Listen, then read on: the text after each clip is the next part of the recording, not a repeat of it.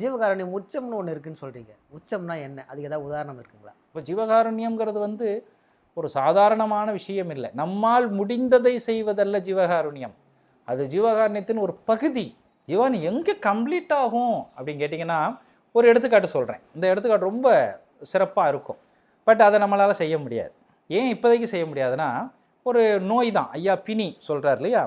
இப்போ உங்களுக்கு ஒரு காய்ச்சல் அடிக்கிறது வச்சுப்போமே, உங்களால் ஒன்றும் பண்ண முடியல. வாளறிவன் சாரால் ஒன்றும் பண்ண முடியல. உங்கள் கையில் காசு இல்லை, ஒன்றும் இல்லை, மருந்து மாத்திரை வாங்க முடியல. நான் என்ன பண்ணுறேன், வாளறிவன் என்னுடைய நண்பர். உடனே நான் என்ன பண்ணுறேன், வாங்க சார் அப்படின்னு டாக்டரை கூட்டிகிட்டு போய் ஒரு ஊசி போட்டு வந்துட்டு மருந்து மாத்திரையை வாங்கி கொடுக்குறேன். 2 நாள் நீங்கள் மருந்து மாத்திரை போடுவீங்க, உங்கள் உடம்பு சரியாயிடும். இது ஜீவகாருண்யமா இல்லையா? ஜீவகாருண்யம் தான். ஜீவகாருண்யம். இதுதான் என்னால் செய்ய முடியும். ஐயா ஒரு ஜீவகாருண்யம் செய்தார். எப்படி தெரியுமா? தர்மசாலையில் நிறைய பேர் இருந்தாங்க. திடீர்னு ஒரு காய்ச்சல் பரவுது, விஷக்காய்ச்சல் மாதிரி எல்லாருக்கும் பரவுது. தர்மசாலைக்கு எல்லாருக்கும் அவ்வளவு காய்ச்சல், ஜுரத்தில் உடம்பு ஆடிக்கிட்டு இருக்கிறாங்க.